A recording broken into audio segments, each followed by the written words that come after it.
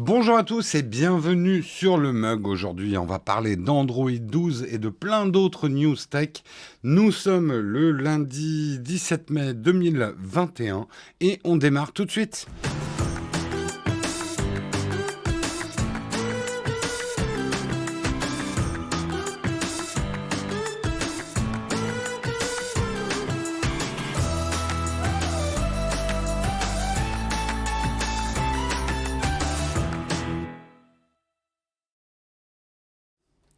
Bonjour à tous, j'espère que vous allez bien ce matin. Je branche l'oreillette, mon canal spécial avec la modération. J'espère que vous allez bien ce matin, que vous avez passé un bon week-end. Je suis claqué aujourd'hui, donc soyez gentils avec moi. Hein. Voilà, je suis très fatigué. Vous le savez, je fais beaucoup de travaux en ce moment. Les week-ends ne sont... C'est éclatant, j'adore les travaux, mais putain, ça crève physiquement, je suis cassé. J'espère que vous, ça va bien, que vous êtes bien reposés. Merci Ponomi pour ton 10 mois. Merci Corentin également pour ton 2 mois. Merci Jess, c'était il y a 3 jours, mais merci quand même. Merci d'avoir offert un abonnement à la communauté, j'avais pas vu. Merci à tous les contributeurs en tout cas. Soyez gentils, c'est assurément que ça sera le contraire. C'est bien qu'on ait des sadiques naturellement. Oui, mais j'essaye de faire du reverse engineering avec vous. Soyez bien méchants avec moi ce matin. Merci Baron Marutan pour ton prime aussi. 2e mois consécutif. Merci beaucoup à toi. Premier mug en live pour toi. Eh bien, bienvenue Ikori. Bienvenue à toi. Accrochez vos ceintures. De quoi on va parler ce matin? Eh bien, on va découvrir ça ensemble. On va parler d'Android 12 avec un gros leak, quand même, une nouvelle interface qu'on voit bouger. Alors, ça fait longtemps qu'on parle d'Android 12, mais là, à un jour du début de la Google I.O., on commence à voir à quoi ça va ressembler. Donc, on en parlera. On parlera également d'Elon Musk avec les développeurs de Dogecoin. Je vous parlerai un petit peu de ça. Effectivement, Elon Musk a abandonné le Bitcoin, en tout cas temporairement pour Tesla, en jugeant que c'était pas assez écolo, mais qui continue à soutenir le Dogecoin, qui dit bosser avec les développeurs du Dogecoin, alors que le créateur du Dogecoin, il peut pas trop saquer Elon Musk. C'est compliqué. On en parlera. On parlera également de DarkSide. DarkSide, c'est ceux qui avaient fait le gros piratage, qui avaient coupé le pétrole de la côte Est aux États-Unis. Eh bien, a priori, ils ont été démantelés. Mais vous verrez qu'il y a plusieurs hypothèses sur ce qui se passe exactement. On parlera également du Galaxy Z Flip 3, prix, date de sortie, fiche technique, tout savoir sur le smartphone pliant avant même que Samsung l'ait annoncé. Et oui, c'est de la rumeur, mais ça ne nous empêchera pas de spéculer. On parlera également des règles de stockage sur Google Photos et Google Drive qui changent en juin. Hein. Rangez vos fichiers, sinon vous allez payer. Et on terminera par un article assez effrayant, effectivement, les robots tueurs, le oui sous condition du comité d'éthique de la défense. Donc on aura bien des robots tueurs en France, mais sous certaines conditions. On en parlera justement, c'est inquiétant flippant. Et on terminera avec une cerise sur le croissant. La cerise sur le croissant, je suis déjà en train de vous la spoiler comme un gros porc. Hop, je reviens en arrière. Voilà. Perdez-vous dans cette époustouflante modélisation 3D des catacombes de Paris. On verra ce qu'on est capable de faire avec le lidar d'un iPhone 12. Et oui, vous pensiez échapper à Apple dans ce mug? Eh bien non, vous l'aurez dans la cerise sur le croissant. Voilà en tout cas pour les news du jour. J'espère qu'elles vous vont. J'en ai pas d'autres. Je vous propose qu'on lance tout de suite le Kawa.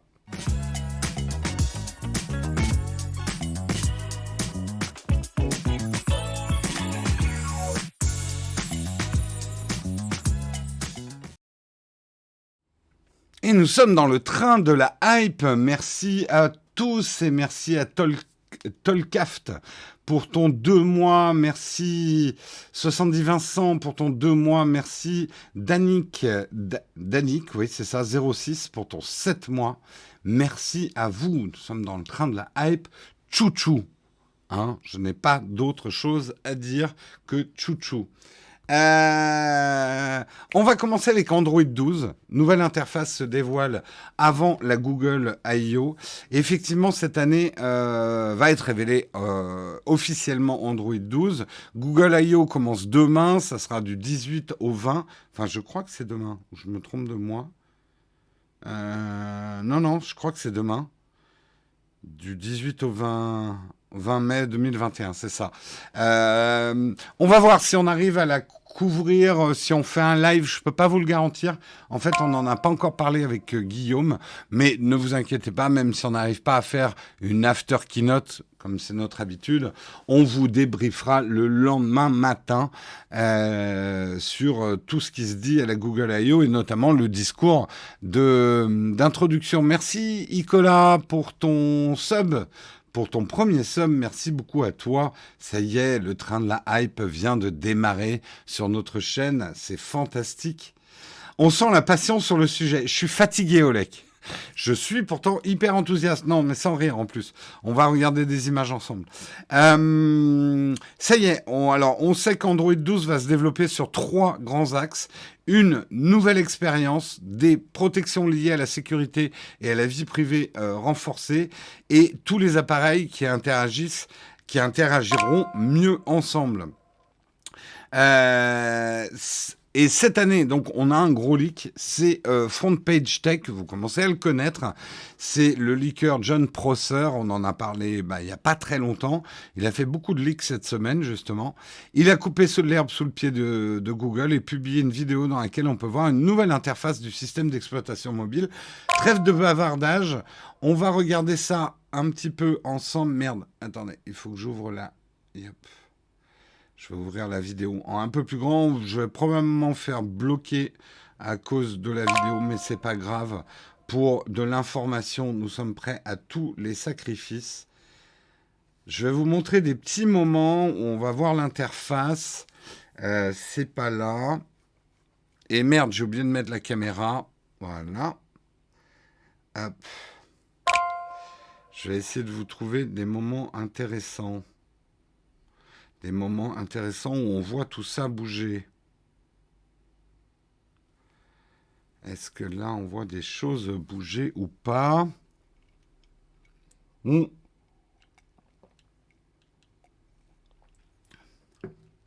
C'est drôle de parler de vie privée renforcée venant de Google. Quand même. Quand même. Ils bossent là-dessus. Tout le monde bosse là-dessus. Après, ça ne veut pas dire que vous ne payerez pas derrière. Merci Geek Vaea. Merci Vaea pour ton 13e mois d'abonnement. Merci beaucoup à toi. On voit... attendez, est-ce qu'on voit des choses là? Non, on ne voit rien du tout. Est-ce qu'on va voir des choses plus intéressantes? Voilà. Ici, vous allez voir un petit peu de l'interface. Je vais tâcher de le décrire pour ceux qui nous écoutent en audio. Voilà, on voit effectivement une interface plus pure, notamment au niveau des widgets, au niveau de la page d'introduction. Une nouvelle forme, effectivement, d'horloge. Globalement, des icônes très simplifiées. J'aime beaucoup la nouvelle apparition de la météo aussi qu'on voit ici, qui est assez classe, assez graphique. Aussi, des nouvelles notifications qui seront regroupées. Alors, c'est des choses qu'on a vues sur d'autres plateformes, mais qui arrivent sur Android 12. Mais globalement, voilà, on a un peu une vision d'une interface très simplifiée avec des couleurs qui vont s'assortir bien mieux avec le fond. Quelque chose de beaucoup plus pur. C'est très propre, pour reprendre le terme. C'est très propre ce qu'ils ont fait. Je vais peut-être vous montrer un écran fixe parce que je vais peut-être pas passer trop de trucs de la vidéo. Si on pouvait éviter d'être explosé. Voilà. Ouais, non, on va continuer à regarder. Alors voilà, ça, a priori, ça serait la vidéo officielle de présentation d'Android 12. Donc on voit quelque chose de très clean avec des animations notamment vachement optimisées, très très fluides. Et très classe, une grande place pour... c'est passé très vite, mais j'aime beaucoup la transformation des ronds en carrés quand on appuie sur certaines touches. C'est des choses qu'on n'a pas vues ailleurs et c'est des choses assez élégantes. Très clean, ça affirme l'identité d'Android, je suis d'accord. Il y aura certainement des esprits chagrins qui trouveront le moyen de dire ah mais ça ressemble à des choses qu'on a vues ailleurs, blablabla, blablabla. Je suis pas d'accord. Je suis pas d'accord. J'essaie de vous trouver un écran fixe pour que on regarde un petit peu en détail. Voilà. Moi, je trouve au contraire qu'on a quelque chose d'assez unifié, d'assez personnel, qui fait très Android. Alors, après, bien évidemment, ça réinvente pas la poudre, dans le sens où il y a un moment... bien sûr que ça ressemble à d'autres interfaces. Enfin, à part les carrés, les ronds, les bords arrondis, on va pas inventer. Enfin, déjà, on va pas afficher les trucs dans des formes triangulaires. On peut pas inventer un milliard de formes. C'est comme on peut pas inventer un milliard de couleurs. Les gens qui vous disent il y a des milliards de couleurs, non, il y a des milliards de nuances. Mais voilà, les gens qui disent ah ton logo c'est la même couleur que SFR. Oui, enfin SFR c'est du rouge sang, jaune sang. Il y a à peu près, je sais pas, 20 000 logos dans le monde qui ont la même couleur que le logo SFR. Vous voyez ce que je veux dire? C'est qu'en fait on peut pas réinventer la poudre quoi. Il y a surtout un gros taf sur les high-end et vraiment une plaie dans certaines apps. Là, on parle juste, voilà, de l'apparence. Effectivement, il y a des choses qui vont changer profondément dans Android 12, notamment de ce que j'ai vu, effectivement, la protection de la vie privée. Ne rigolez pas, Google y bosse. Je pense que notamment ce qu'on a vu dans d'autres App Store, où vous allez avoir des indications beaucoup plus claires sur ce que sur les informations que prennent les apps sur vous. C'est probablement quelque chose qui arrive avec Android 12. Ouais. Pas de dark mode, c'est une bonne question. Je pense que si. Je pense que si, il y a un dark mode. Alors, ça arrive quand sur Pixel? Alors, on n'a pas des dates précises, mais les rumeurs disent que ça serait déployé officiellement en août sur les Pixels. Après, pour le reste des Android, ça reste le problème d'Android.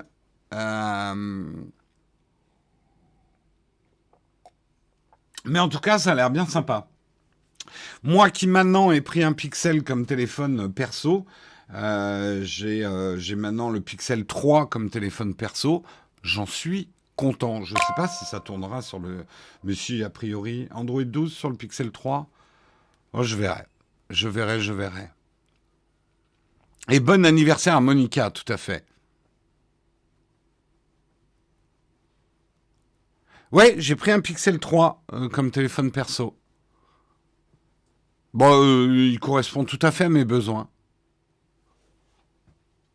Je garde l'iPhone 12 Max Pro comme téléphone pro. Pourquoi un vieux Pixel? Parce que pourquoi acheter quelque chose de plus récent? Il correspond tout à fait à mes besoins d'un téléphone perso, le Pixel 3. Justement. Et il marche très bien, il a très bonne taille, une très bonne batterie, il a un appareil photo qui suffit pour ce que je veux faire. Oh là! Merci Mouik Mouik qui a offert... Oh là, Mouik Mouik régale ce matin. Merci Mouik Mouikator a offert 5 abonnements de niveau 1 à la communauté. C'est le régal. Merci beaucoup Mouik Mouik. Merci Citron Magique aussi pour ton Prime. Merci Camille qui a offert aussi un mois d'abonnement à Picard Flow. Merci beaucoup à vous.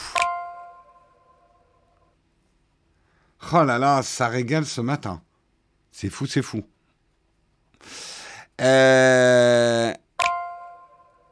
Parfait pour faire de l'enduit le Google Pixel. Comment tu vas faire dans les catacombes de Paris sans... Vous n'avez pas compris. Je garde l'iPhone 12 Pro Max. Simplement, ça devient mon téléphone professionnel. En téléphone personnel, je prends un Pixel 3. Et oui, j'ai 2 smartphones. C'est le métier qui veut ça. Euh, Merci beaucoup, Bastos, pour ton troisième mois. Merci beaucoup, beaucoup à toi. Merci, merci. Mets la table, j'aime beaucoup cette expression. Merci aussi, Sylvain Deloup, pour ton Extended Tier 1 sub. Merci pour l'extension de ton sub. Pourquoi deux smartphones au lieu d'une double SIM? Parce que j'aime bien pouvoir séparer les choses et tu vois, poser mon téléphone pro dans un coin quand je suis en week-end et ne plus l'utiliser. Merci Xayer42 pour ton Prime, septième mois d'abonnement. Merci beaucoup. Merci Guillaume. Désolé pour... mais là, on a des Primes qui pleuvent ce matin. Merci beaucoup aussi Guillaume82 pour ton Prime. Euh,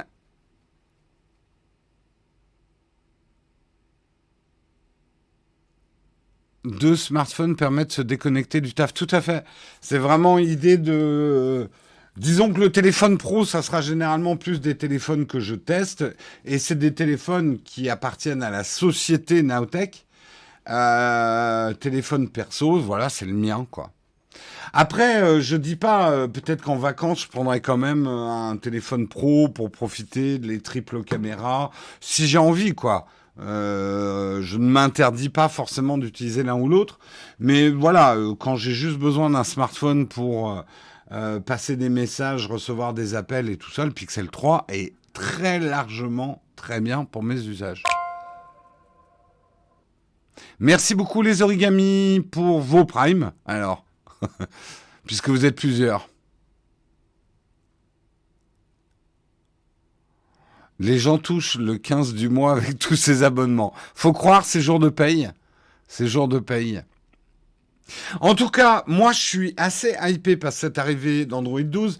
Bien sûr, quelque part, je regrette qu'Android ne soit pas, arrive pas sur tous les Android d'un coup. Ça serait chouette, quoi. Ça serait chouette. C'est toujours un petit peu compliqué, ça. Mais bon, on va pas bouder notre plaisir. On en saura plus, effectivement, je pense à partir de demain. J'ai pas l'heure exacte des keynotes, mais généralement c'est le matin des présentations Google I.O. Il est fort probable effectivement qu'il y ait un discours général Google I.O. Donc on en apprendra beaucoup plus demain. En fait, le Pixel 3, ça fait pas mal de temps que je l'utilise déjà, mais c'est vrai que j'avais pas trop parlé de ça. Mais surtout depuis maintenant qu'on a Pritel en sponsor, ça nous devient possible d'avoir des SIM pour le boulot, des SIM perso. Donc c'est pour ça qu'on va faire comme ça aussi.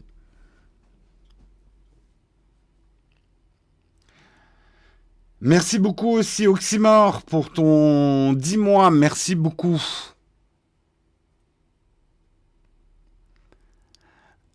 Et les chats donnent envie, mais perso, ils ont réussi à me bloquer juste avec l'araignée. De quoi vous parlez? J'ai pas suivi. C'est pas grave. Article suivant, nous allons parler d'Elon Musk. Elon Musk et le Dogecoin. Alors, qu'est-ce qui se passe avec le Dogecoin? Alors, vous le savez, le Dogecoin, c'est un peu une crypto-monnaie qui a été inventée comme une blague.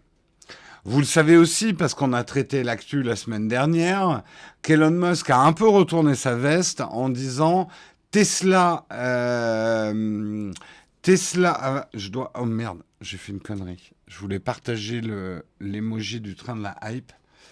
Hop, je vous le fais tout de suite. Chouchou, hop.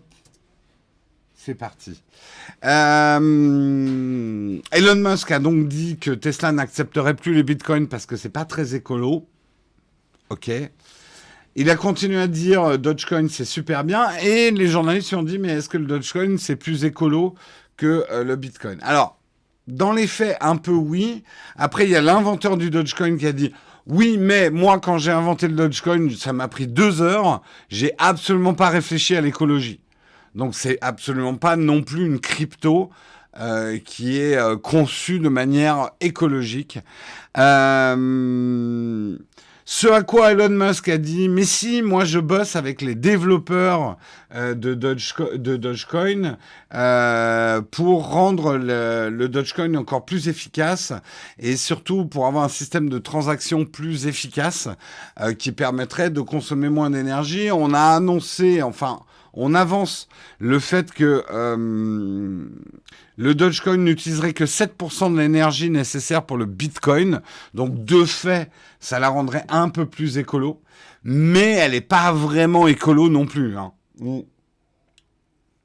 Même si, voilà, l'idée de bosser avec les développeurs, c'est pour la rendre plus performante. Les développeurs ont confirmé qu'ils bossaient avec Elon Musk.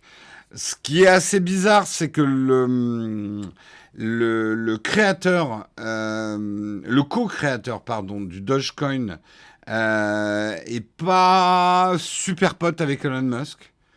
Mais ça n'a pas empêché les développeurs autour du Dogecoin de travailler et d'échanger des informations, effectivement, avec Elon Musk autour de la monnaie pour la rendre plus efficace. Je ne peux pas vous dire exactement techniquement comment ils font, parce que j'ai pas ces infos-là et j'ai pas vraiment les connaissances pour.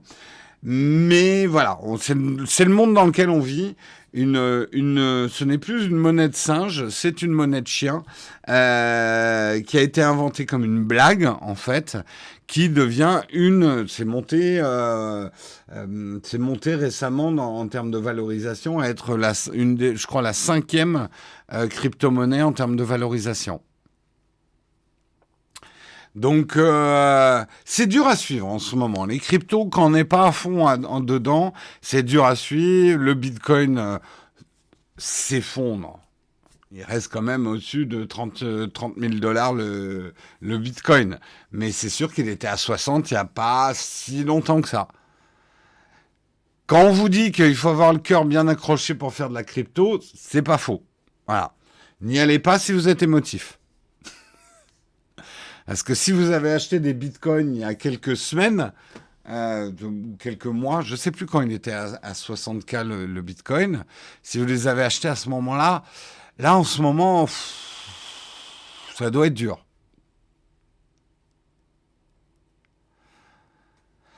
À quand le Nowtech Coin sur Binance? On n'y est pas encore, on n'y est pas encore.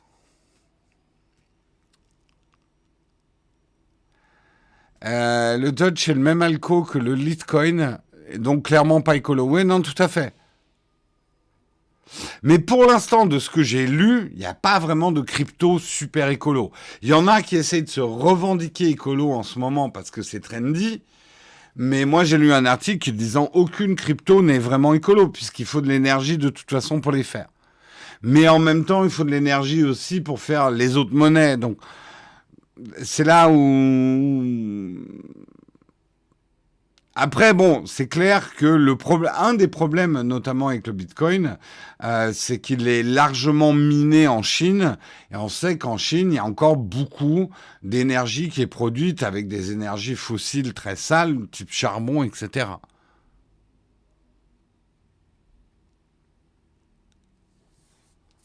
Tout pollue, mon cher monsieur. Oui. Alors, c'est vrai que l'autre jour, en provoque, j'ai dit même respirer, ça pollue. Je suis d'accord avec la définition, on m'a repris là-dessus, vous avez raison. La pollution, c'est quand on engendre quelque chose qui n'est pas naturel, en fait. La respiration n'est pas une pollution, puisque c'est... Mais je dirais que ça se discute encore. On sait par exemple que le méthane qui est produit par les excréments notamment de porcs. Alors là, vous me direz oui, mais c'est le trop gros regroupement de porcs pour notre alimentation qui crée la pollution. Oui. Enfin voilà, bon. L'écologie, c'est complexe. C'est complexe. Le pétrole, c'est naturel. Pas l'utilisation qu'on en fait comme combustible.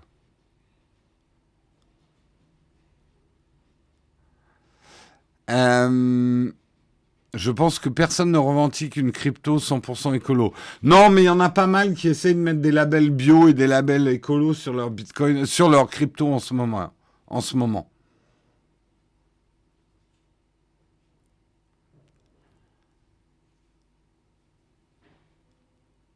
Quoi, Elon Musk a investi dans le port? Je vois que tu es aussi bien réveillé que moi. Je propose de passer à l'article suivant, avant qu'on se mette à raconter n'importe quoi.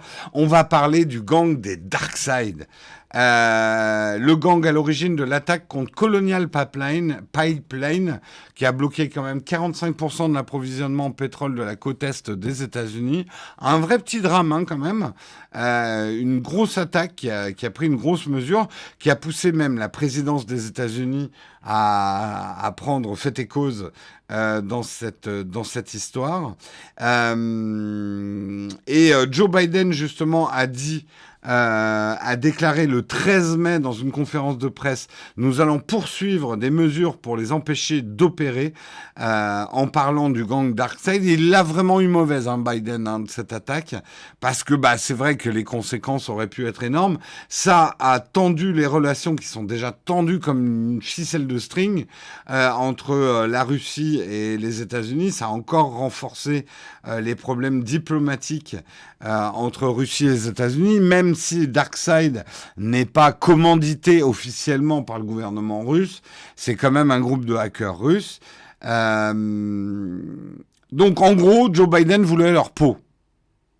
Et manifestement, le 14 mai, pour donner la chronologie exacte des choses, le site Le Record Média a repéré le message de Darksup, le pseudonyme des opérateurs de Darkside, qui annonçait sur le forum: nous avons perdu l'accès de la partie publique de notre infrastructure, c'est-à-dire notre blog, notre serveur de paiement et notre serveur DOS, où se trouvent les programmes informatiques.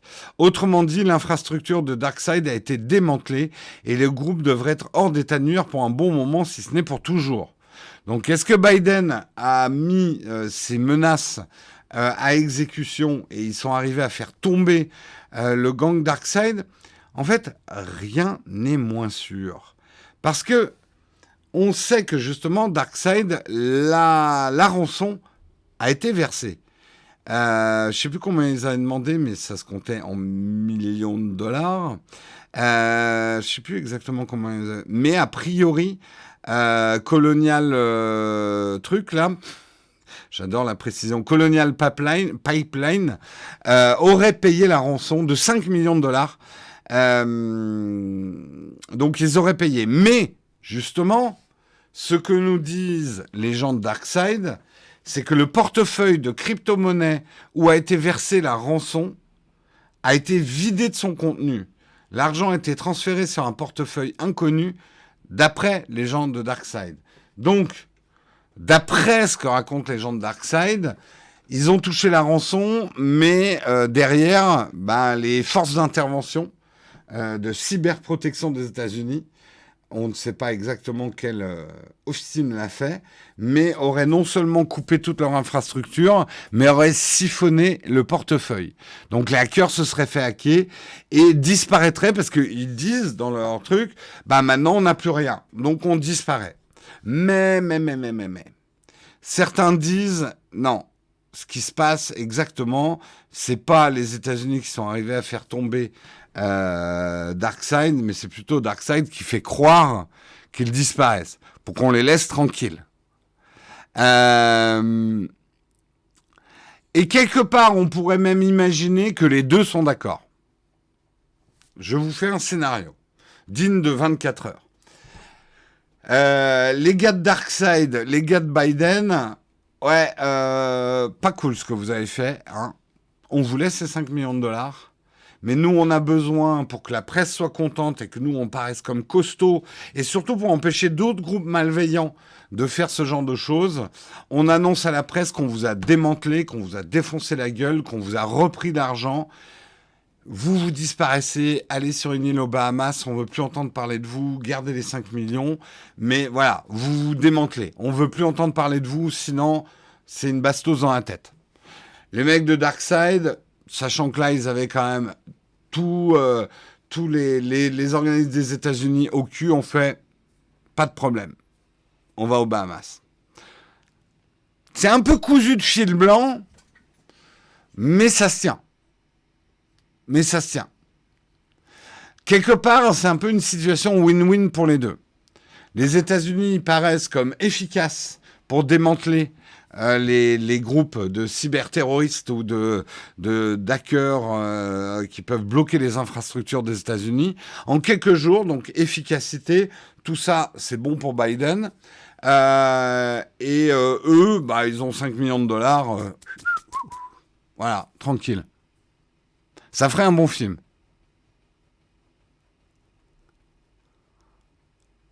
Si, il y a des Russes dedans. Darkseid, c'est des Russes. Ils peuvent m'envoyer au Canada plutôt que les Bahamas. C'est vrai que les Bahamas, en fait, c'est un peu chiant. Je dis ça, j'y suis allé il y a 15 ans, une île des Bahamas. J'y suis allé et effectivement, il n'y a pas grand-chose à voir, à part de la mer, des cocotiers, du ciel bleu, il n'y a pas grand-chose à voir.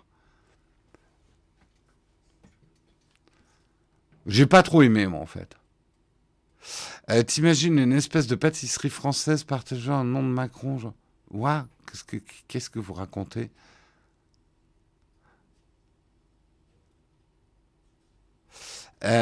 Justement, j'ai regardé le loup d'Allègre ce week-end. Je n'arrive pas à suivre vos conversations, le chat. Vous me perdez.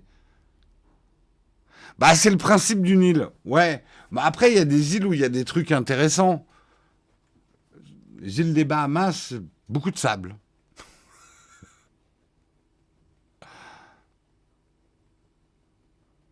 Ah, c'est sûr que tu vas, effectivement, Oleg, tu vas pas aux Bahamas pour ses ruines antiques et son musée d'art moderne. Bon, après, tu peux te faire un petit trip pirate, à te dire, ouais, il naviguait là-dedans, Nassau. J'ai même pas visité Nassau.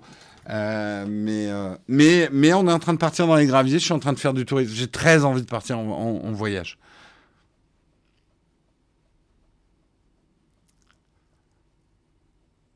Euh, L'Australie, c'est mieux comme île, clairement. Il y a plein de choses à voir. Qui veut aller voir un musée d'art moderne? Moi, je suis très musée. Eh ouais. Ma nièce veut aller au Canada pour les pyramides. Tout est possible, absolument. Le tout, c'est d'y croire. Il n'y a même pas de poutine aux Bahamas. Le problème, c'est que le fromage reste fondu tellement il fait chaud.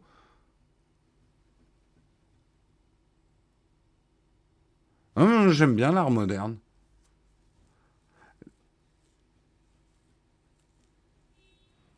Je suis pour aller à Gotham City. Ok, je vois que vous avez la même forme que moi ce matin. Article suivant. Parlons du Galaxy Z Flip 3. Hein, est-ce que vous êtes hypé? Est-ce que vous êtes excité par le Z Flip 3? C'est vrai que moi, il m'a paru plus intéressant que le Fold, le Z Flip 1, parce que les plus observateurs d'entre vous auront remarqué, mais Samsung, il est où le Z Flip 2? Parce que là, tu nous parles du Z Flip 3. Il n'y a pas eu de Z Flip 2. Est-ce que tu nous la ferais pas un petit peu zouzouzou? Eh bien, simplement, Samsung ne veut pas que vous pensiez qu'ils sont en retard avec le Flip par rapport au Fold. Le Fold, on arrive au Galaxy Fold 3. Eh bien, il est normal qu'on fasse aussi le Flip 3. Alors, certains vont dire, oui, mais il y a un trou. Il reste un cratère. C'est absolument pas possible qu'il n'y ait pas de Galaxy Z Flip 2. Hein, ça va vous obséder, ça va vous empêcher de dormir. Eh bien, vous pourrez vous consoler en vous disant que le Z Flip 5G aurait été la version 2 du Z Flip 2. Donc c'est bon, le trou est comblé. Il n'y a pas d'iPhone 9 non plus. Arrête de perdre. Chut, chut, faut pas le dire. Faut pas le dire. Eh oui, il y a des appareils fantômes. Bah, c'est comme le Techscope 1000, il n'a jamais existé. On s'est arrêté au 999. Euh, Pose-moi la question dans pas très longtemps, une NM12, justement, on va traiter de cet article un peu plus tard. Mais là, pour l'instant, on est en train de parler du Galaxy Z Flip 3. Donc, pas la peine de me poser des questions qui n'ont rien à voir avec le Galaxy Z Flip 3. A priori, cet appareil le Z Fold 3 et le Flip 3 seraient présentés ensemble à la prochaine Unpack de Samsung. On n'a pas la date pour l'instant.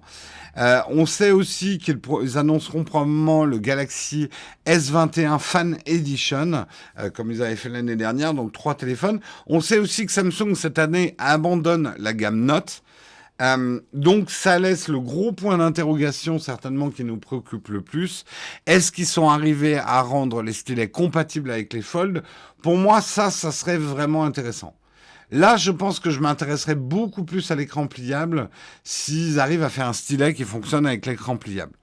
Parce que je serais assez intéressé non pas par un smartphone qui se déplie, mais par une tablette qui se plie, moi. En tout cas, dans mes usages actuels. Il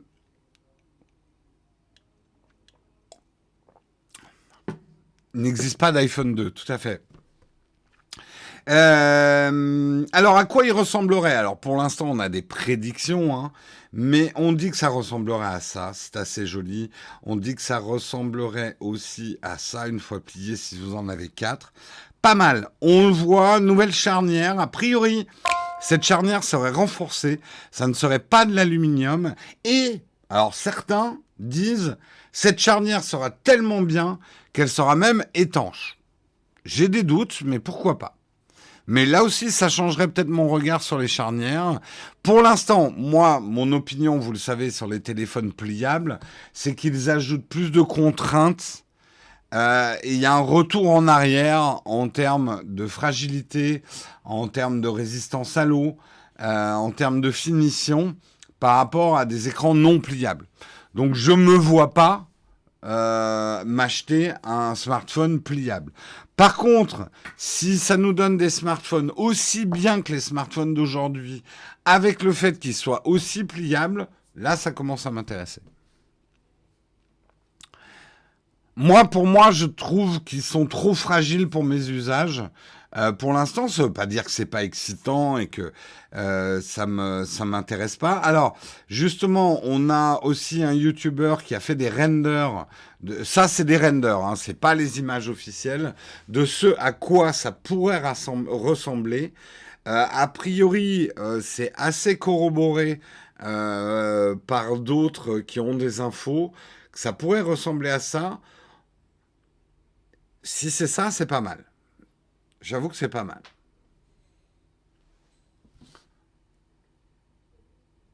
Maintenant il y a à nouveau un clapet, est-ce qu'on peut avoir une antenne? Écoute, Oleg, tiens, je te vends ce merveilleux accessoire. Allez, 25 euros. Hop, regarde, je vais te montrer après. On termine de regarder le truc. Je vais te vendre une antenne à rajouter sur ton smartphone.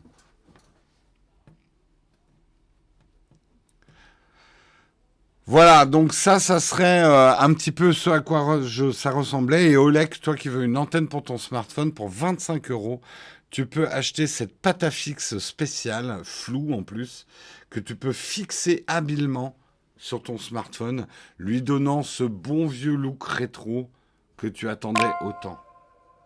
Merci CCR95 pour ton Prime. Merci.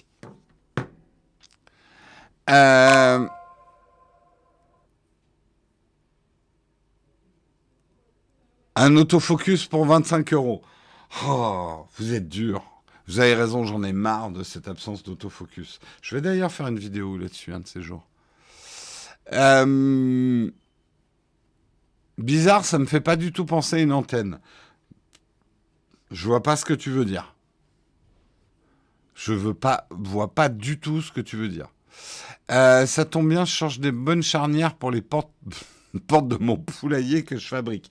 Et ben voilà, pour un prix relativement modéré, parce que c'est dans les rumeurs aussi, c'est qu'il y aura une baisse de prix sur le Flip, que c'était vendu dans les 1500 euros, si je ne m'abuse, docteur m'abuse. Là, on serait plus en tout cas en dollars, on serait plus dans les 999 dollars, 1200 dollars. Là aussi, c'est des rumeurs. On ne sait pas bien ce que ça aura comme processeur. Certains disent qu'on aura vraiment le dernier à la mode, le Snapdragon 888 de Qualcomm. D'autres disent non, non, non, non, ça sera un 870 Snapdragon dessus, donc on verra bien. Au niveau des caméras, on aura peut-être deux caméras, ou trois, ou deux, mais pas une. Ça, c'est sûr. C'est pas trop dans la philosophie Samsung Galaxy. Une plus grosse batterie avec du 3700 mAh. Là aussi, encore des rumeurs. Au niveau des couples capteurs optiques, on aurait de l'ultra grand angle et du grand angle, 12 mégapixels, 12 mégapixels. Et peut-être un téléobjectif de 64 mégapixels, ce qui me paraît un peu étrange, mais why not, why not. Et alors, effectivement, le truc qu'on attend tous, c'est est-ce que ça va être compatible avec le S Pen? T'en prends deux, c'est bon, tu peux fixer ta porte, tout à fait. Tu peux faire des boomerangs aussi.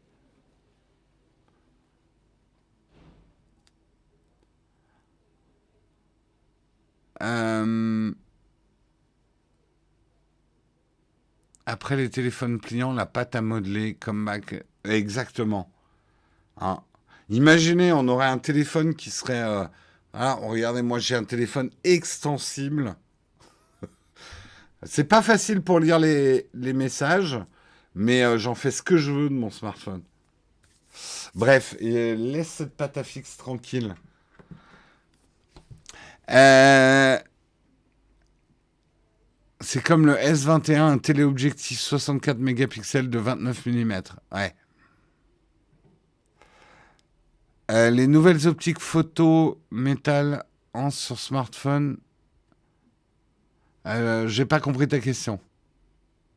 Oui, on a déjà parlé d'Android 12. Il fallait être là au début, Kent. Est-ce que vous êtes hypé par un Z Flip 3? Est-ce que je vous fais un sondage? Ou peut-être un sondage plus général? Ça me permet, je l'ai déjà fait ce sondage, mais on va le faire régulièrement. Euh, Merde, attendez. Yep. Ah, ça marche plus avec les commandes. Ah, mais si, mais il faut que je fasse slash. Je suis con, moi. Slash Paul. Attendez, je fais un sondage. Pas la peine d'encombrer le chat. Alors, les smartphones pliables.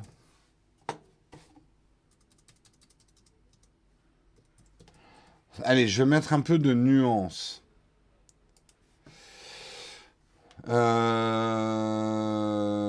Bof, hype, hypé, faut voir. Je sens qu'on va avoir une majorité de faut voir. Répondez-moi à ce sondage. Les smartphones pliables, vous en êtes où par rapport aux smartphones pliables? Le faut voir est à 100%, c'était prévisible, il est à 42%, 5 votants, mais le bof est en train de remonter très fortement à 49% avec 28 votants. Le IP est à 19% avec 14 votants. Le IP qui pour l'instant est largement à la traîne. Le faut voir se maintient, mais le bof est déjà 2 fois supérieur au faut voir avec 58%, 81 votants. C'est parti. C'est parti, nous sommes au premier quart de la course du sondage. Pour l'instant, le bof est largement en tête.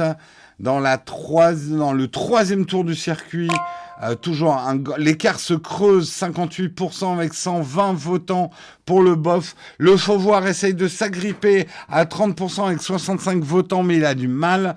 Le IP est complètement hors course à 12% avec 28 votants. Il est complètement dans les choux, il se prend la barrière, il se cogne. Il a du sang qui pisse, le IP.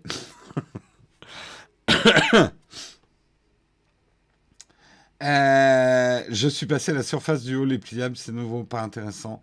Moi, alors, pendant que le sondage se termine, je continue à le dire, je suis beaucoup plus hypé par une tablette pliable qu'un smartphone pliable. Je me vois pas replier mon smartphone à chaque usage. Par contre, je me vois bien déplier ma tablette. Alors certains vont me dire, oui, mais Jérôme, c'est justement le principe. Un smartphone pliable, ça devient une mini tablette. Non, moi, quand je vous parle de tablette pliable, hein, je veux là mon iPad 12,9 pouces, et c'est là que je le pète en direct. Pah, pouvoir le plier en 4 et pouvoir le mettre dans ma poche, le déplier comme une carte, et hop, pouvoir travailler dessus. C'est ça que j'attends. C'est ça le futur pour moi. Mais que mon smartphone soit pliable, si, alors j'y vois un intérêt, et peut-être que le flip m'intéresse plus que le fold, c'est pour l'été.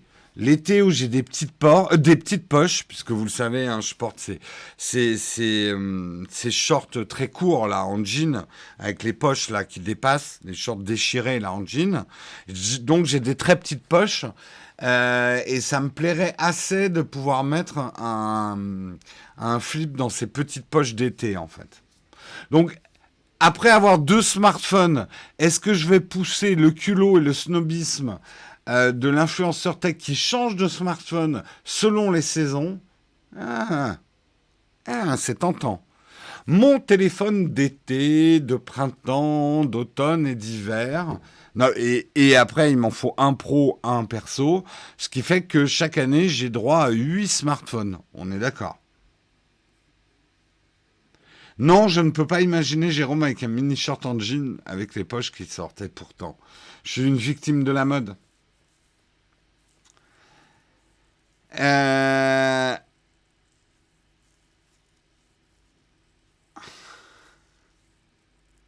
Pas très take your time. C'est pas faux. En même temps, je jette plus mes smartphones, je les utilise tous.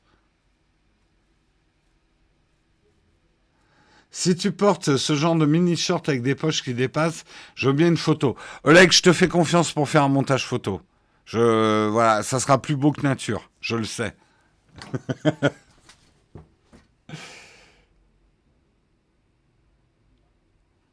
Euh, la définition de phablette, c'est un écran au-dessus de 5,5 pouces, ouais. Une tablette de 20 pouces pliable, ça serait trop bien. Ouais, ouais, je vous présenterai les nouvelles collections de smartphones automne-hiver 2022. Parfait. Parfait, parfait. On verra bien, on verra bien. Je sais que j'avais été plus intéressé par le flip que par le fold. On verra, on verra. J'avoue que le fold, même si je suis enthousiaste technologiquement, c'est pas un achat que je me vois faire pour moi perso, quoi. Beaucoup trop fragile pour la manière que j'ai de manipuler mes smartphones, qui est pas particulièrement soigneuse, quoi.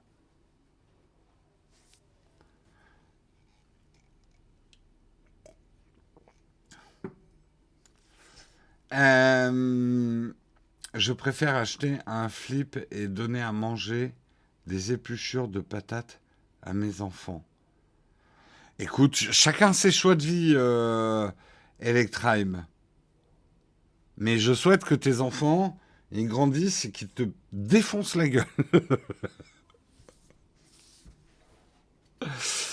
Allez, on continue dans les articles. On va parler justement de Google Drive, Google Photos et les règles de stockage de Google. Attention, attention, ça change en juin. Et je sais, vous allez faire la connerie que je suis en train de faire. J'ai le temps. Ça fait 6 mois qu'ils nous préviennent, qu'ils envoient des mails, machin, attention, là, là, là. Vous dites, ouais, je le ferai plus tard. Et vous allez attendre que les choses soient entérinées. Et vous allez être là, c'est dégueulasse, Google, salaud de capitaliste, tu m'offrais du stockage gratuit, et maintenant tu me l'enlèves, enfoiré. Voilà.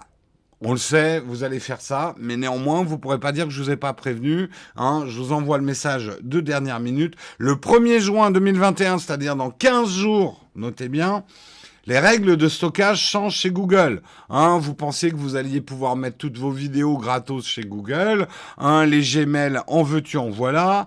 Les Gdoc, les slides avec pour les 80 ans de la grand-mère, eh ben, bien remplis avec des films, vous pensiez être tranquille. C'est finito. Fini. Google coupe le robinet. C'est la fin du gratuit. Les règles de stockage changent. C'est-à-dire que des photos en haute qualité qui n'étaient pas compris dans le calcul vont maintenant être comptabilisés. Seules les photographies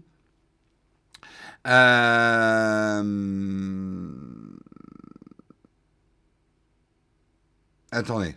Cela voulait dire que les clichés qui ne dépassaient pas les 16 mégapixels n'étaient pas comptabilisés, tout à fait. Seules les photographies allant au-delà étaient comptabilisées. Ça, c'est fini. Attention, il y a une nuance que je vous préciserai à la fin avant que vous vous affoliez, que vous couriez dans tous les sens et que vous cogniez contre les murs. Ça va être la même chose avec les Google Docs, les sheets, les drawings, les formes et tout ça. Tout ça va rentrer dans la comptabilisation de votre stockage gratuit Google de 15 gigas. Et vos mails sont compris dedans. Donc, vos 10 ans de mails avec toutes les pièces jointes en PDF, hein, il va falloir faire le tri. Il va falloir faire le tri et si vous avez déjà essayé de faire le tri chez Google, ils offrent pas des outils absolument excellents pour faire le tri, moi je trouve. Comme par hasard, ils vous proposent plutôt une option pour agrandir votre surface de stockage contre des sous. Oui, c'est fini les 45 879 notifications sur Gmail. Il va falloir faire le ménage. Bon, après, très honnêtement, si vous avez du ménage à faire, commencez par Google Photos. C'est ce qui prend le plus de place. Hein. Quelle solution de backup photo proposes-tu ? Je propose plus rien du tout. Surtout, n'allez pas dans du gratuit. Parce que vous voyez bien comment ça se termine, le gratuit. Eh, vas-y, je te fais rentrer toutes mes photos, même mes photos ratées où il y a mes pieds, machin. Je te fais rentrer toutes mes photos, c'est gratuit, oh là là, je me répands. Et vous allez vous retrouver dans la même merde dans 2-3 ans parce que les mecs vont dire, écoutez, non, c'est plus gratuit, maintenant, faut payer. Donc, je n'ai absolument aucun conseil pour du stockage non gratuit. Après, sur du stockage gratuit. Et surtout, je veux pas vous inciter à aller sur du gratuit. Vous allez vous retrouver dans la même merde dans pas très longtemps. Oui, bah Amazon Prime, on les connaît. Hein. Ils nous avaient fait le coup du disque dur. Ah, vas-y, mets ce que tu veux. Et après, tiens, on va te faire payer. Moi, je peux vous dire ce que moi j'utilise. Moi, j'utilise iCloud, vu que j'ai un écosystème.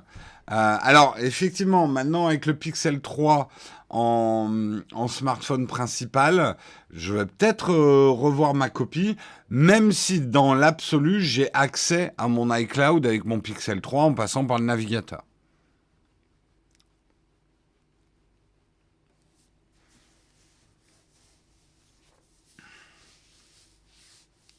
Après, oui, le prix de Google One est relativement soft. Hein. Pour 2 euros, vous avez 100 gigas. Ouais. C'est horrible de trier les photos sur Google Photos. Honnêtement, ça, je suis d'accord. J'ai essayé moi aussi, c'est atroce comme expérience. Du coup, l'Apple Watch ne te sert plus. Mais si, Vincent, parce que je garde toujours mon téléphone pro quand même sur moi, ou pas très loin. Le week-end, simplement, je le retourne et je le lis plus, en fait.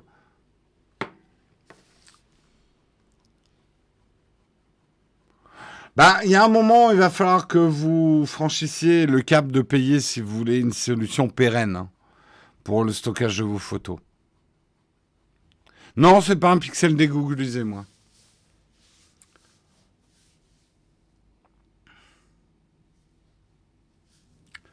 15 gigas est une utilisation grand public, c'est déjà beaucoup comme stockage. C'est pas mal, mais c'est vrai que si vous faites de la photo et de la vidéo, c'est vite rempli. Hein.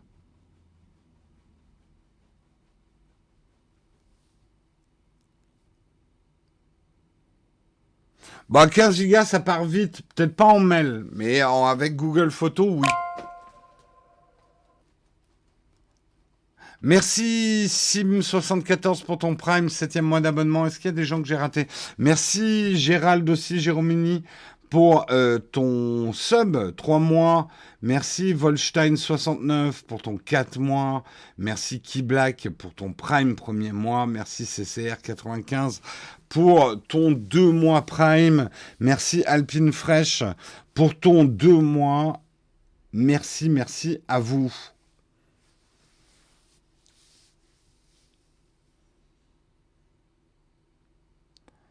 Des gens utilisent la solution Infomaniac en photo, c'est assez clair. Bah moi je... Ah non, pardon. Des gens utilisent la solution Infomaniac au quotidien, qui est Drive Co. Bah, la question est posée. Le top sur Google Photos, c'est la détection automatique des visages et des paysages. Ouais. Je préfère celle d'Apple parce qu'au moins je sais que les données d'identification des gens que j'ai pris en photo ne sont pas revendues derrière.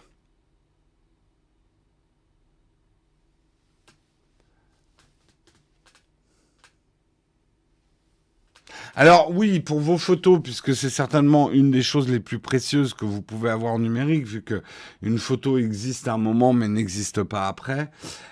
Stockez-les à plusieurs endroits. Stockage physique chez vous, NAS en plus, une petite sauvegarde cloud, en duplication même de votre synchronisation. Pour les photos, j'ai tendance à vous recommander de les mettre à 4 endroits différents, hein. C'est quand même mieux. J'ai toujours été un intégriste du mail. C'est plus pour les photos, ça va galérer. Mais aux dernières nouvelles, les photos prises. Alors, voilà. Il y a une grosse nuance à apporter à cette news. C'est que Google nous garantit que, en fait, cette règle va s'appliquer à tout nouveau fichier ou si vous éditez une ancienne photo. Mais les anciennes photos ne vont pas venir, ou anciennes vidéos, vont pas venir gonfler. Mais si jamais vous l'éditez, que vous changez un pixel dedans, vous faites une nouvelle inscription du fichier, là, ça va être dans le nouveau comptage. Donc, si vous aviez une vieille archive d'il y a 10 ans de Google Photos et que vous ne les touchez pas, ça devrait aller. Ça devrait aller.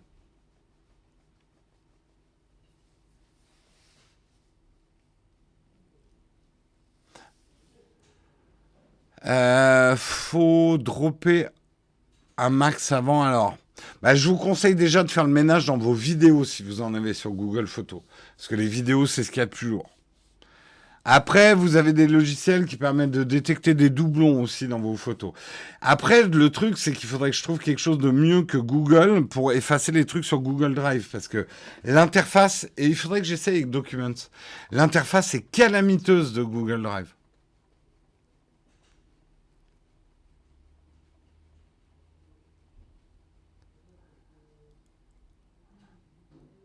Ça change qui change un pixel de ses photos. Moi, ça m'arrive de sortir des vieilles photos de vacances et de faire de la retouche dessus quand j'ai envie, de temps en temps. Toi, tu as perdu près de 13 000 photos. Je crois qu'on est beaucoup. Moi, je sais plus combien j'en ai perdu, mais j'ai perdu pas mal de photos. Bon, il y a des photos d'il y a très longtemps, mais toutes mes premières photos numériques, j'ai à peu près tout perdu. Alors, je critique Google Drive, mais néanmoins, nous, c'est ce qu'on utilise pour le boulot, hein, Google Drive. Alors, vous allez dire, quoi? Vous utilisez du Google, alors que vous nous dites de dégoogliser? Bah oui. Voilà, c'est ma seule réponse.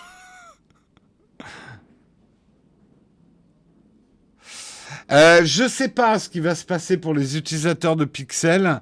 A priori, ils avaient déjà commencé à refermer un peu la NAS. C'est vrai que les Pixel 3 et tout, on avait le stockage illimité offert G-Drive. Ils ont changé un peu les règles. Je pense pas que tu aies une dérogation spéciale maintenant que tu as un Pixel. On verra, mais... Alors, mon Flickr, effectivement, je l'ai perdu. J'ai perdu le mot de passe. Je suis jamais arrivé à le récupérer parce qu'il m'écrivait sur un vieux mail dont j'avais aussi perdu le mot de passe et surtout qui avait été effacé des bases de données de Nous. Souvenez-vous, Nous. C'était avant la compagnie du câble, la lyonnaise de je sais plus quoi, la lyonnaise du câble. Après, ça a été Nous. Après, c'est devenu Numéricable. J'avais plus du tout accès à ce mail. Une cata.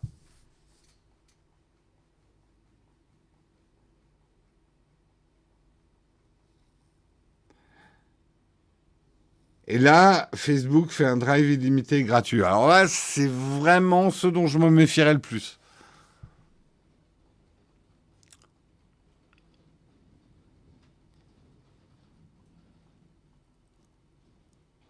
On a tous un peu perdu nos photos des années 2000, 90-2000, hein. Enfin, tous, beaucoup.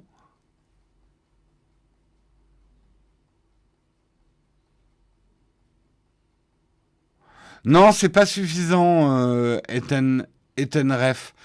Sauvegarder sur un disque dur tes photos, imagine ça brûle chez toi.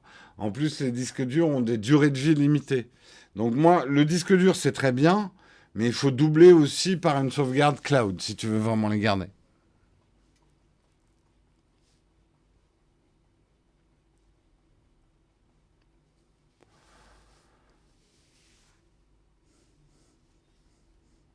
Je me méfierais d'Amazon Prime, hein, parce que le drive illimité, pendant combien de temps il va être illimité? Parce qu'avant, chez Google, c'était vachement généreux aussi, hein.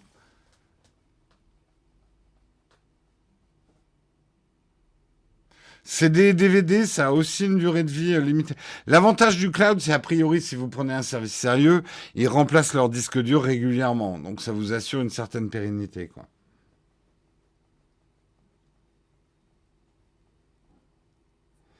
Les photos, faut les faire imprimer. Peut-être les plus belles, mais là aussi, en termes d'écologie, l'impression des photos, imprimez pas vos 40 000 photos hein, sur papier. D'abord, ça va vous coûter très cher en encre et pas très écolo.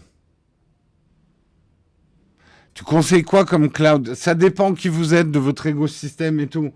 Moi, tant que j'étais dans l'écosystème Apple, iCloud, ça m'allait très bien. Mais je ne veux pas conseiller à quelqu'un qui est sur Android d'aller sur iCloud, quoi.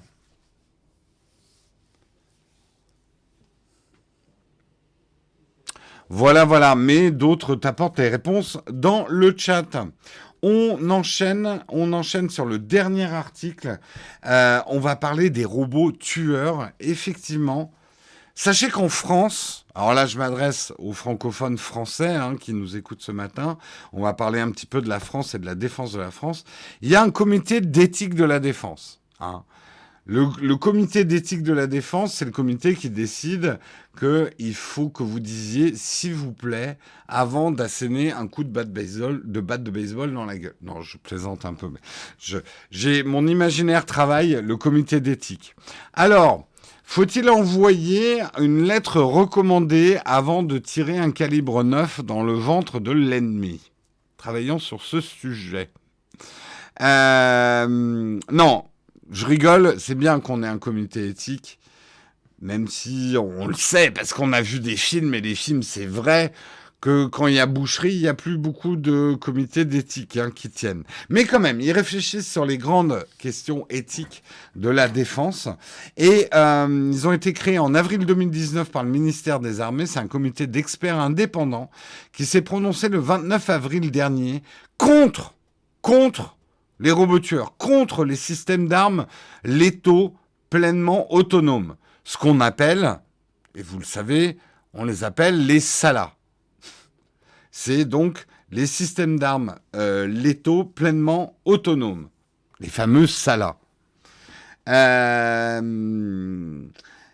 Mais par contre, ce comité éthique se prononce plutôt en faveur des systèmes d'armes létaux intégrant de l'autonomie, les fameux SALIA.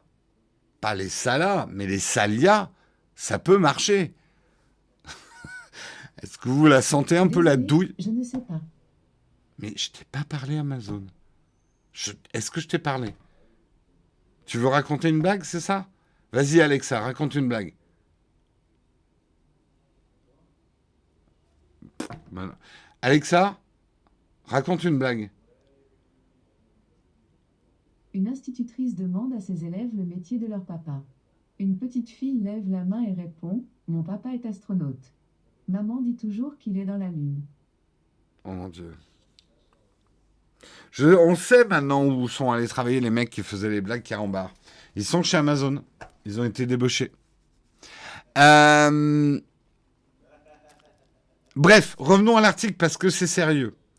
En fait, le secrétaire général des Nations Unies, pardon, je suis hyper fatigué, j'ai du mal à parler.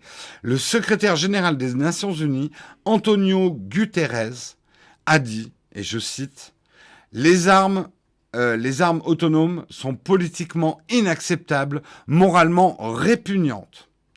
Les armes autonomes désignent les engins, drones, mitraillettes, tank ou navire de guerre capable de repérer et de tuer une cible sans aucune intervention humaine. Le terme de robot tueur, nettement plus proche de la réalité, est donc plus couramment admis. Eh bien, le courant éthique de la défense français, organisme blablabla, a refusé catégoriquement les SALA, les systèmes d'armes létaux pleinement autonomes. Le rapport de ces 18 membres civils et militaires nous rappelle que le diable se niche souvent dans les détails, car le comité, effectivement, s'est déclaré en revanche favorable aux fameux SALIA, les systèmes d'armes létaux intégrant de l'autonomie, mais qui sont incapables d'agir s'il n'y a pas un humain qui a au moins le doigt sur le bouton. Je plaisante, mais en fait, la différence, elle est à la fois fondamentale et minime. Un système complètement autonome d'armes a des algorithmes et peut fonctionner en boucle. Et fonctionner de manière complètement autonome à tuer des gens. On lui dit, voilà, pendant 2 ans, tu tues tous les mecs de cette région-là. C'est ton programme, démerde-toi.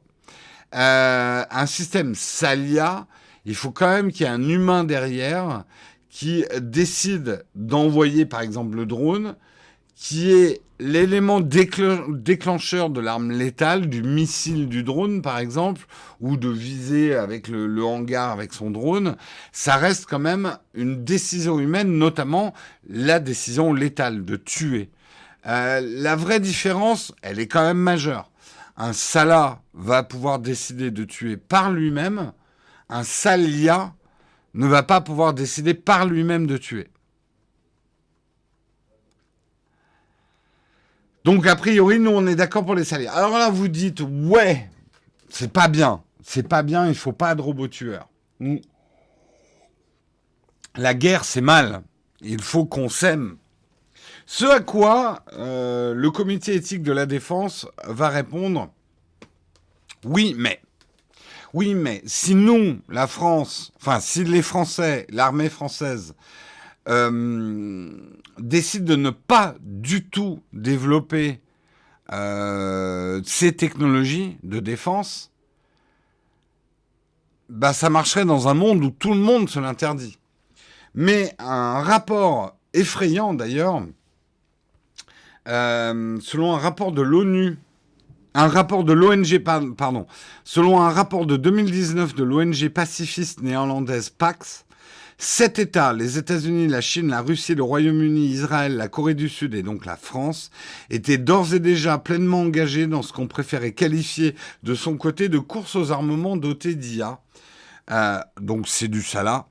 L'ONG pointait que les risques d'une telle course alimentée par l'inquiétude de voir les États rivaux développer leurs propres armes autonomes pourraient rapidement devenir une source de nouveaux conflits et de se transformer en prophéties autoréalisatrices. Alors, on a tous vu Terminator, c'est ce qui devrait nous faire peur. Moi, en fait, après, je comprends que les mecs de la défense disent, écoutez, vous êtes bien gentils, là, les oui-oui, de nous dire, faites pas des robots tueurs, mais si les copains d'à côté ont des robots tueurs et que nous, on envoie des fantassins en face, on va se faire ratiboiser, quoi. Donc, il faut quand même qu'on ait des technologies pour pouvoir répondre aux menaces qui existent à travers le monde, quoi. Après, je suis aussi conscient que le problème, c'est un peu... c'est le serpent qui se mord la queue. Cette course à l'armement pour avoir des armements équivalents aux voisins fait que le voisin va faire « Merde, il a le même missile que moi. Bon, attends, on va créer un nouveau missile. » En fait, c'est la fameuse course à l'armement. Pour résumer les choses, revenons à notre fameux âge de pierre. Quand Grumpf, le premier a inventé une massue,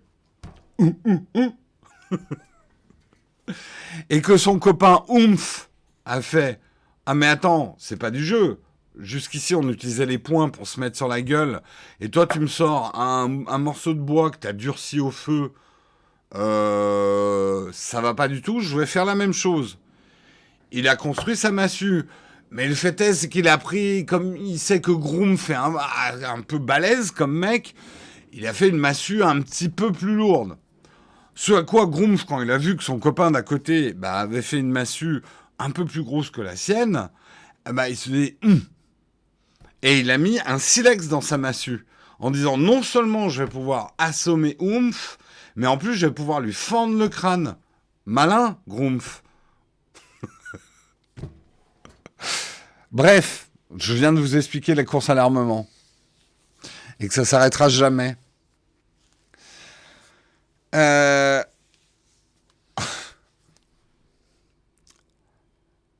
Celui qui aura la plus grosse, l'origine de l'humanité, tout à fait.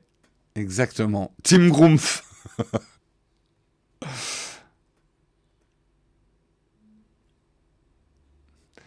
J'adore les discussions parallèles.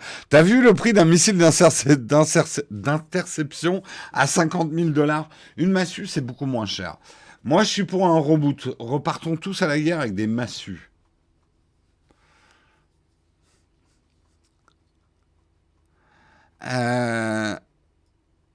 La France qui vend des Rafales à d'autres pays, il faut mettre le système qui permet de désactiver tous les systèmes de bord au cas où ça servirait dans les avions contre nous. Ouais. Après, c'est difficile de vendre des armes correctement si tu leur dis, hey, les mecs, c'est moi qui... Quoique, les Américains le font bien avec leurs drones. On a acheté des drones aux États-Unis. Il n'y a qu'eux qui ont le droit de les piloter. Mais on les a achetés quand même.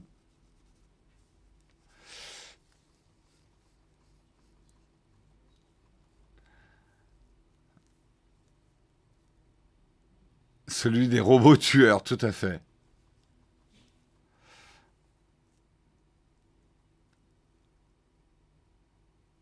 La seule arme qui devrait être auto-rebootée. De toute façon, moi, c'est ce que je disais à un ami il y a fort longtemps. On avait une discussion sur le pacifisme, très intéressante.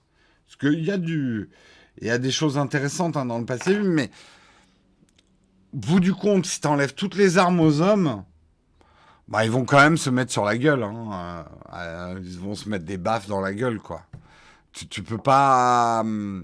En tout cas, pour l'instant, l'humanité, avec sa petite évolution, parce qu'on n'a pas beaucoup évolué quand même depuis l'homme des cavernes, avec sa petite évolution, n'a pas encore réussi à transcender culturellement son appétence pour le contrôle, le pouvoir et la violence.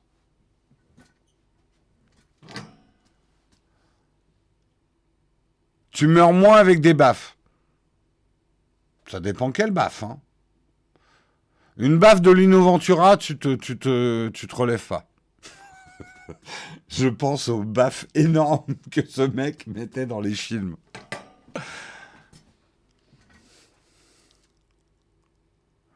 L'homme a inventé le football pour se taper dessus. Alors, je ne sais pas si c'est vrai, mais on m'avait raconté que le foot avait été inventé par une école puritaine en Angleterre pour empêcher que les ados se masturbent. Donc on leur apprenait à faire des trucs avec les pieds, quoi. Je m'en fous que ça soit vrai ou pas. J'ai juste trouvé ça drôle.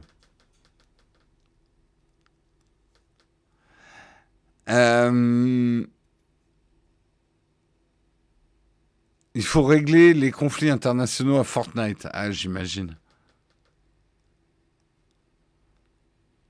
La convergence des idées réduirait les tensions. Ouais, mais ça rendrait peut-être le monde un peu chiant aussi, non? Non? Si tout le monde est d'accord, on s'emmerde. L'invention du rugby, c'est beaucoup plus simple, hein. C'est quand même des mecs qui courent avec un œuf, qui gardent bien contre leur ventre. Si ça, c'est pas une espèce d'exutoire à la frustration masculine de ne pas pouvoir porter des enfants, je m'y connais pas en psy de cuisine, hein. Désolé, hein.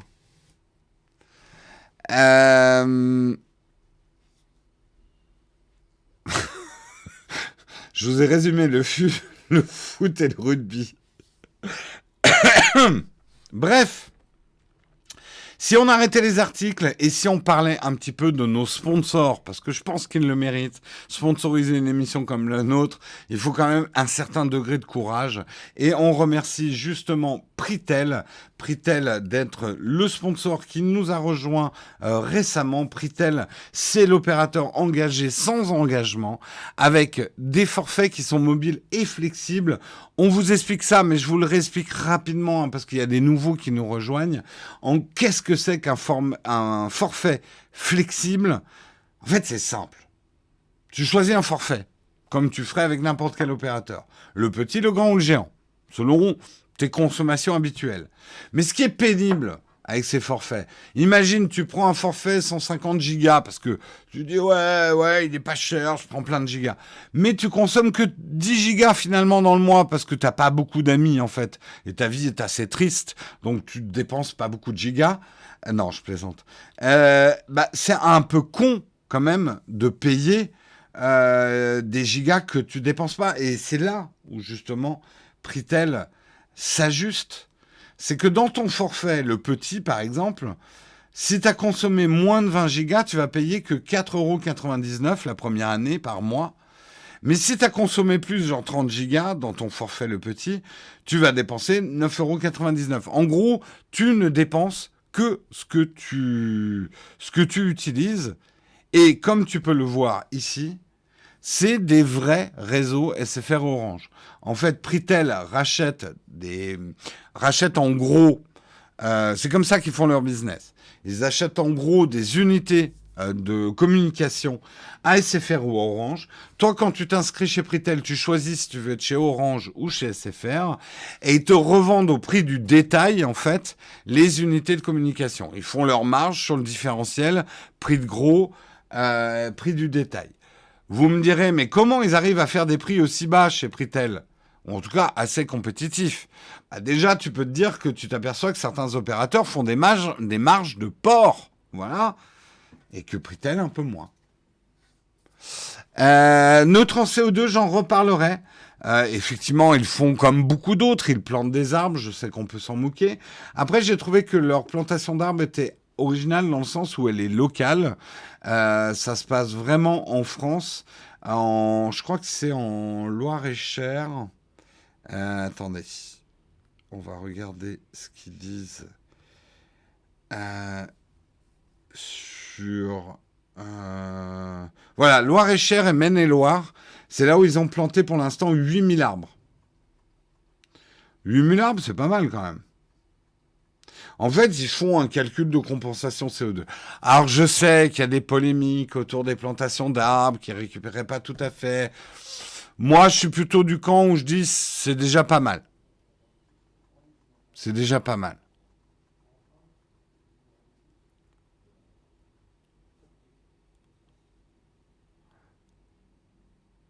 Ils vont pas. Alors, je ne sais pas s'ils ont le projet de négocier avec Bouygues. N'hésitez pas à aller leur poser des questions directes, notamment sur les réseaux sociaux. Ils seront ravis de vous répondre. Oui, mais Antoine, tu me parles de Soch. Tu me parles de Soch d'un forfait avec un certain nombre de gigas. Et tu me parles de la première année aussi de Soch. Ton forfait va pas s'ajuster. Si tu consommes que 5 gigas, tu vas pas payer la moitié de ton forfait Soch. Et c'est en ça que Pritel est intéressant. C'est que tu payes par rapport à ce que tu consommes et pas par rapport au forfait auquel tu t'es engagé. Après, même si c'est notre sponsor, j'ai envie de te dire, si tu as une consommation de gigas qui est toujours identique et que tu as un tarif hyper compétitif chez un opérateur, fonce. Mais je pense que les forfaits Pritel sont surtout pour des gens qui ont une consommation irrégulière ou alors qui veulent une carte SIM pour leur gosse en contrôlant effectivement le nombre de gigas qu'il peut utiliser. Voilà, c'est pour des gens qui aiment gérer leur compte comme ça.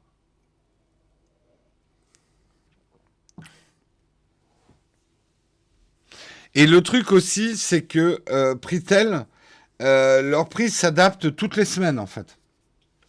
C'est pour ça qu'il y a des offres toutes les semaines.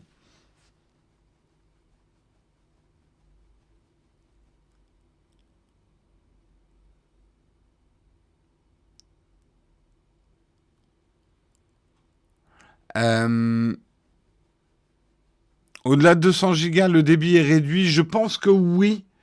Je pense que oui. 200 gigas, il faut se lever de bonne heure hein, quand même. Bon, bah, certains ont décrété que Pritel n'était pas intéressant en prix versus Soch, Red, etc. Je vous laisse faire vos calculs, je vous laisse faire vos prix. Regardez bien effectivement les prix des choses la deuxième année. Et sachez également une chose, on le sait aussi par exemple que Soch, par rapport à Orange, vous n'avez pas exactement le même réseau qu'un réseau Orange. Nous, on va vous démontrer avec Guillaume, bientôt, avec des cartes SIM, en espérant que ça marche, qu'on a les mêmes qualités de réseau qu'un vrai forfait Orange. Et je pense que ton calcul, Chris Xterry, est peut-être vrai dans certains cas, faux dans d'autres. Voilà, voilà. On voudrait remercier aussi ExpressVPN, qui est également notre fidèle sponsor du mug, un accès illimité dans le monde entier, avec 3 mois gratuits sur un abonnement de 12 mois. Je vous en parlerai plus. Demain, nous allons passer maintenant à la cerise sur le croissant.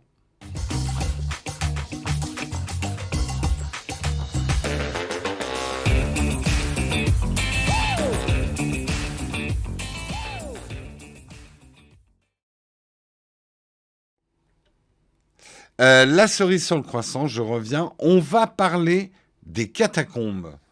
Vous connaissez les catacombes de Paris. Où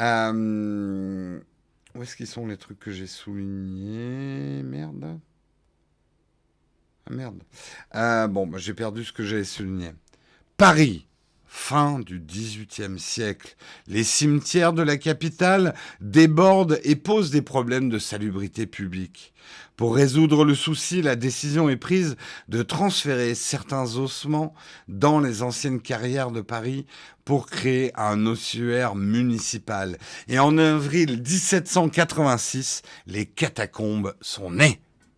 Est-ce que vous avez déjà visité les catacombes à Paris? Les catacombes qu'on visite à Paris, c'est un tout petit morceau des catacombes. C'est assez impressionnant. Hein. Déjà, les catacombes de touristes sont assez impressionnantes si vous venez à Paris et que vous voulez vous faire un truc. C'est surtout bien en été parce qu'il fait frais dans les catacombes. Par contre, si vous êtes un peu émotif, voilà, il y a beaucoup de squelettes, il y a beaucoup de crânes, ça procure une certaine émotion, effectivement. Mais c'est plutôt quelque chose de sympa.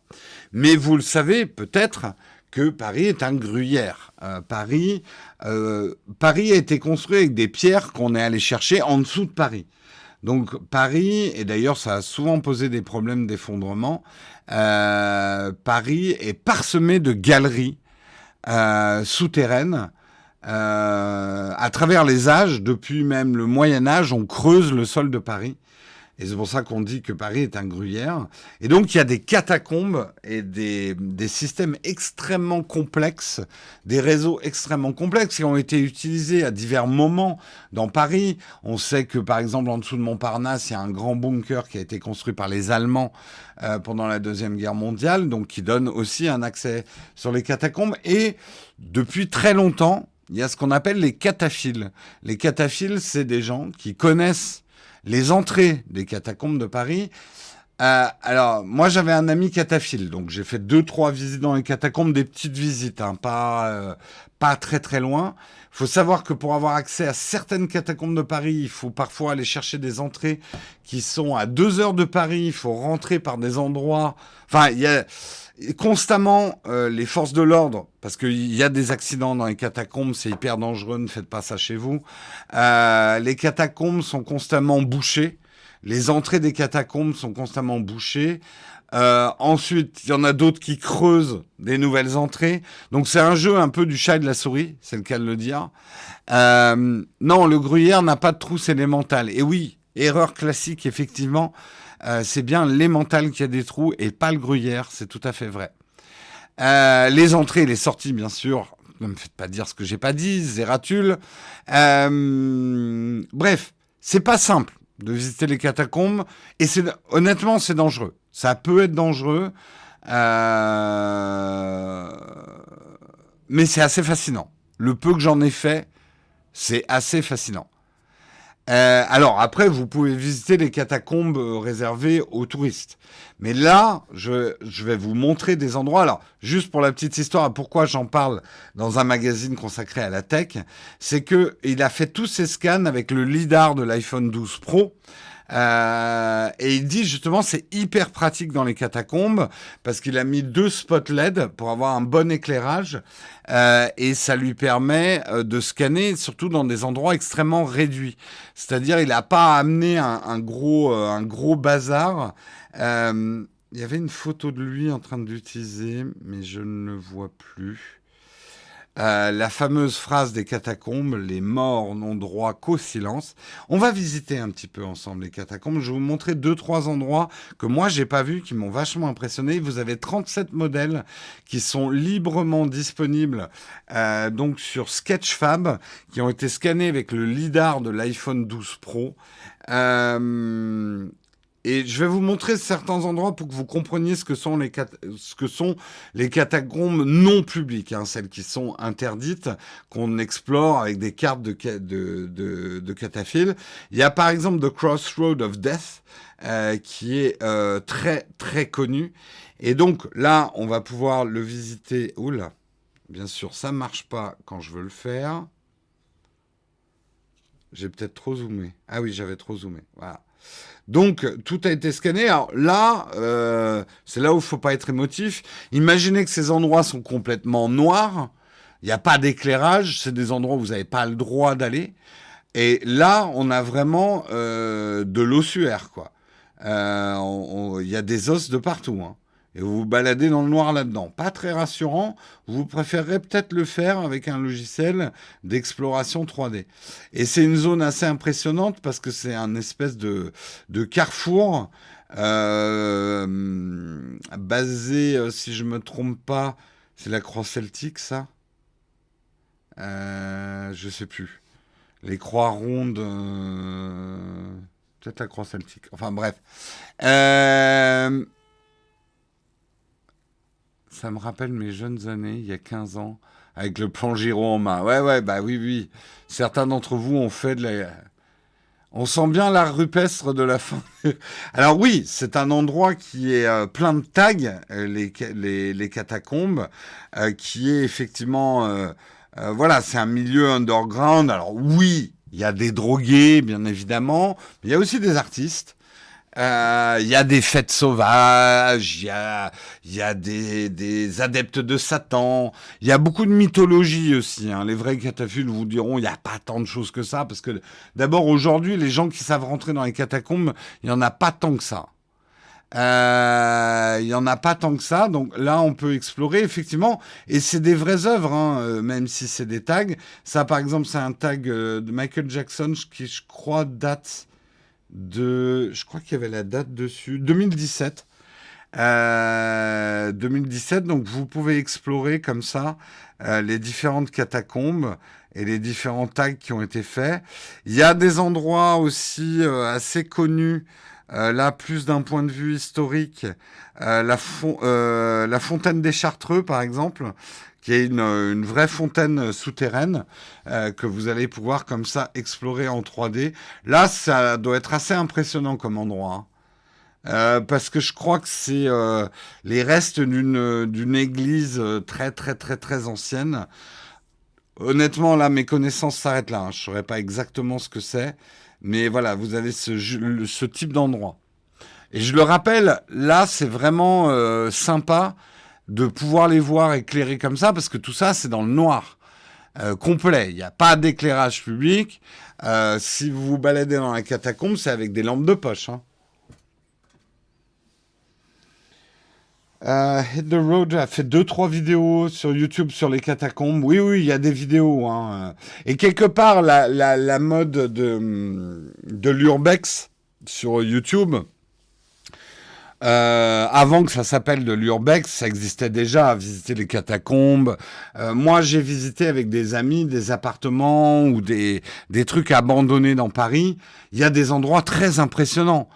Moi, j'avais visité un bar où tout était resté quasiment en place. Le bar avait été abandonné suite à une faillite, il paraît. Alors des mecs te racontaient que le mec s'était fait assassiner et tout ça. Mais il y avait encore les verres sur le comptoir. On sentait qu'il y avait eu un dernier ménage qui avait été fait rapidement, mais le bar était resté intact depuis 50 ans. Et c'est super impressionnant de visiter des trucs comme ça, quoi. Et oui, alors pour revenir un peu à la tech, GPIF, tu as tout à fait raison. Ce qu'il y a de plus impressionnant, c'est que pour faire ce type de scan 3D d'endroit, il n'y a pas si longtemps, il fallait un matériel de ouf qui valait 20 000 $, quoi. Là, tu fais ça, et qui était gros, encombrant, il fallait un opérateur. Là, tu fais ça avec ton iPhone 12 Pro, quoi. De la patience, et un éclairage LED.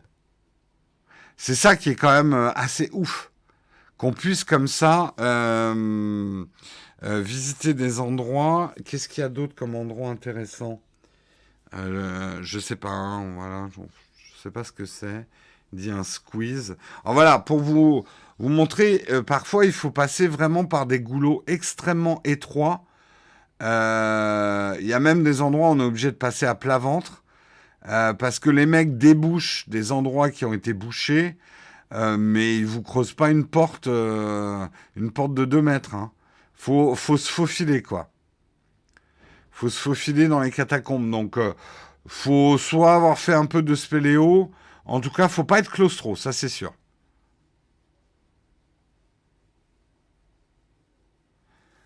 Euh,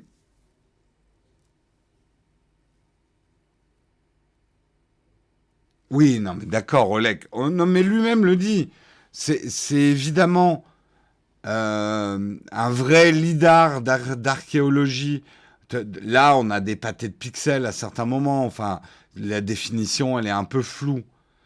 Euh, mais justement, faut voir à quoi ça sert. Moi, je trouve ça hyper intéressant de pouvoir montrer à des plus jeunes qui feront jamais l'expérience cataphile d'ailleurs, parce que franchement, je la recommande pas, c'est très dangereux. Enfin, voilà, je veux pas être responsable, vous faites ce que vous voulez de votre vie. Mais c'est quand même intéressant de pouvoir explorer comme ça les sous-sols de Paris. Alors, ce qui serait génial, c'est que quelqu'un récupère ces textures et en fasse un truc avec un moteur 3D où on puisse vraiment se balader. Ça serait chouette, quoi.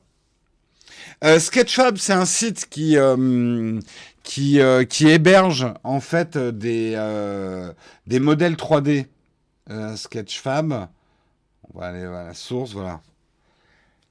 C'est là où vous pouvez acheter des modèles 3D ou simplement les héberger.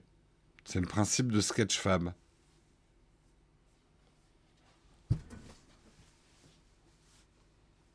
Ouais, non, c'est quand même impressionnant, hein, les catacombes. Après, je dirais pas que j'étais super rassuré, puis ça pue la pisse. Enfin bon, vous imaginez bien que ça, c'est ce qu'on appelle le bar au rat. Je crois pas que je l'ai vu, le bar au rat. Moi, alors, j'avais pas pu voir le bunker des Allemands. Là, il n'est pas scanné, le bunker des Allemands. Je crois que maintenant, il est complètement inaccessible parce qu'ils veulent justement le rendre visitable payant, hein, je crois. Hein. Ouais, ça pourrait faire des maps sympas pour le jeu vidéo. Vous imaginez un FPS dans les catacombes de Paris? Ce serait cool.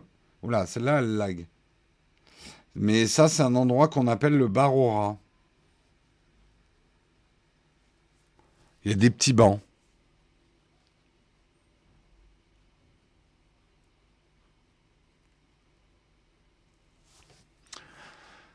Euh, il est plus accessible parce que c'était un sacré squat de drogués aussi. Ah oui, oui, c'est clair. Ouais, ouais, en map CSGO, ça pourrait être sympa. Mais d'ailleurs, je pense que là, maintenant qu'il a fait des textures et tout, ça doit être possible de faire un plan des catacombes et de relier en fait toutes ces maps entre elles avec un moteur de 3D. Et effectivement, pourquoi pas, ça pourrait être sympa en CSGO dans les catacombes. Alors, les apps qu'il a utilisées, merci de rester un peu dans la tech, tu as tout à fait raison. Les apps qu'il a utilisées pour faire ça, il les décrit. Il en a utilisé trois pour scanner. Ah, je reviens en arrière. Voilà. Il a utilisé comme app Il n'est pas à son coup d'essai, hein. Il a déjà scanné les rues de San Francisco. Attends, elles sont où les apps? Je les avais vues tout à l'heure.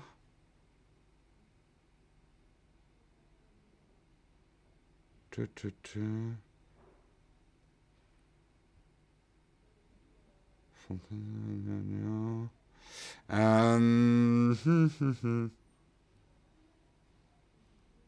J'arrive pas à retrouver les apps qu'il a utilisées. Mais il n'a pas utilisé Canva. Je sais que Canva, c'est celle que j'ai utilisée pour mon nouvel appart. Mais il n'y avait pas Canva dans sa liste. Mais c'est des Canva-like, hein. Je les trouve pas ou alors je suis Miro. Je dois être Miro. La la la la la.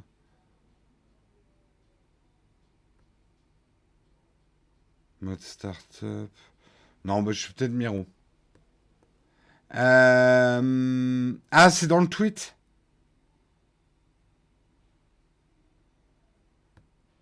Dans son tweet. Ah oui, Scaniverse, Polycam AI et Sidescape. Voilà, les trois apps. Donc suivez-le, hein, c'est Emmanuel underscore 2M qui a fait ça, si vous voulez suivre. Voilà, je vous ai affiché son tweet. Donc Scaniverse, Polycam AI et Sidescape. Voilà, voilà. Mais j'ai trouvé ça plutôt cool. Est-ce que vous avez trouvé ça cool comme article? Je reviens. Tu mets un S à Canva pour le trouver. C'est Canvas. Ça vous allez trouver ça cool, cette cerise.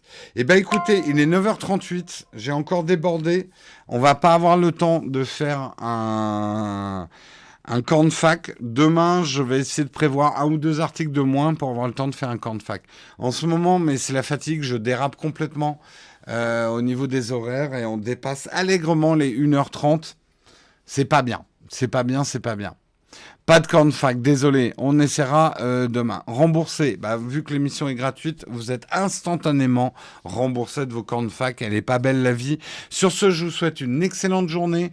On va choisir un petit raid qu'on va faire. Qui est-ce qu'on va raider ce matin? Alors, lancer un raid sur une chaîne.